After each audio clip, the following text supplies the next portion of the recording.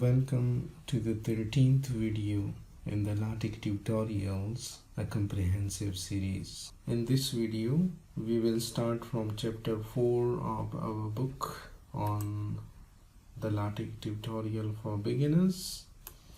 And chapter 4 covers how to design tables in LaTeX. Table is comparatively a complex thing to do as compared to MS Excel. However, step-by-step guidelines to the designing of different types of tables will help us to do or design our tables. Now, to insert a table, we need the table environment, which is begin tabular and end tabular. And these brackets are actually the command lines in which we will decide about our table. For example, inside the curly brackets, if we write L, then it means left align text, R for the right, and C for the center aligned. For example, if we write LLL, then it means it will produce 3 columns with left aligned text. Similarly, if we write LCRL, it means 4 columns will be produced. The first will be left, the second will be centered, right, and left aligned. In order to make a vertical line or draw a vertical line in table, this vertical line is used as you are seeing on the keyboard, while a horizontal line by the command /hline, horizontal line. Similarly, to join 2 columns, the command cline 1 2, it will be joining the column 1 with 2, inserts a partial horizontal line between column 1 and column 2. In order to separate values, the and symbol is used between 2 columns, and this is the enter for entering a new line. So we will start with very simple tables. For example, like this command, that begin tabular LLL and 1 2 3 1 4 9 and all this, and end tabular will produce a table like this. So we are starting with a new LaTeX document, and in this LaTeX document we will try to start only with the tables, and I will upload this template as well. Okay, so let's start with Text Studio, and here our previous work is. So what I will do, I will remove all these things. So here the section depth, the section counter, the color, the use package, 1/2 spacing, I am just removing all these. Similarly, from begin document till end document, I will remove all the stuff. So as we build this document, now just I am writing A just in order to print only this A, and rest of the things are removed. So this is A. Now we will start with our document. So let's maximize this so that things are visible. So we start here with our document /begin, and now in this one we search for tabular, and here is tabular environment. Okay, this one with columns, this is columns, and now end tabular has come automatically. Let's say we start with 3 columns. All the 3 columns, the text will be left aligned. So we start with 1 in the first column and 2 and 3. And this is all our table, and we build this, and you see that we are having 1 2 3 here is like this. Now if I want to enter another row, then I write 4 and 5 and 6, and I build this, and you see it has 1 2 3 4 5 6. Similarly, I can copy this table as well, because in this table we are having some features that are visible here, and we will do this and copy, and I come here, and in the second column I just copy all these. So they are just, you can say, the enter lines, and there is nothing complicated here. And as I build this, I selected this one in order to show some of the features of these columns. I see that all the texts are left aligned.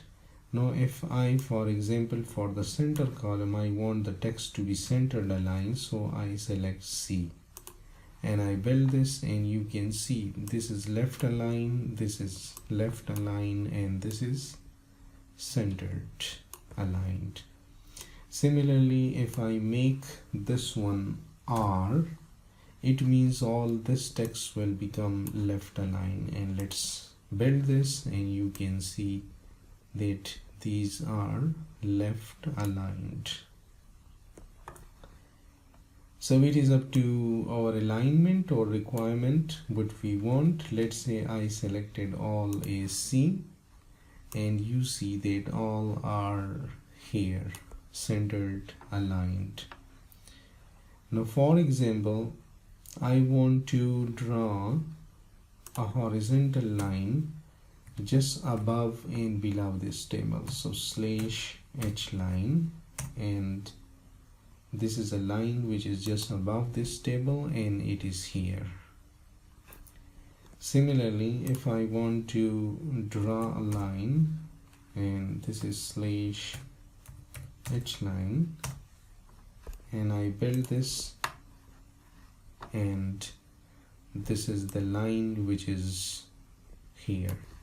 Similarly, to do the H line after every row, just copy paste this H line. So this one can be here as well, no problem with this.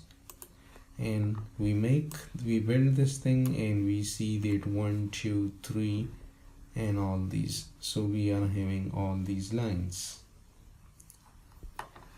Now in order to insert the vertical symbol or the vertical separation of the columns, we write like this. For example, I start here and press this on the keypad and just build this, and we see that it has made this column. Similarly, if I want to go through all, then do here and here, and now build this document, and we are done with this table. Okay, so let's come over here, the steps that are being explained here in the book. We have almost done with all those steps. They are explained step by step. I will upload the link to the book as well.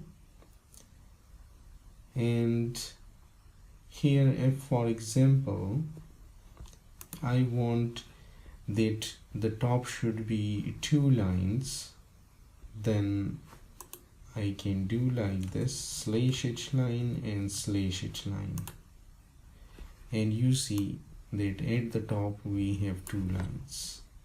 Similarly, if we want the bottom should be 2 lines, then we can make like this.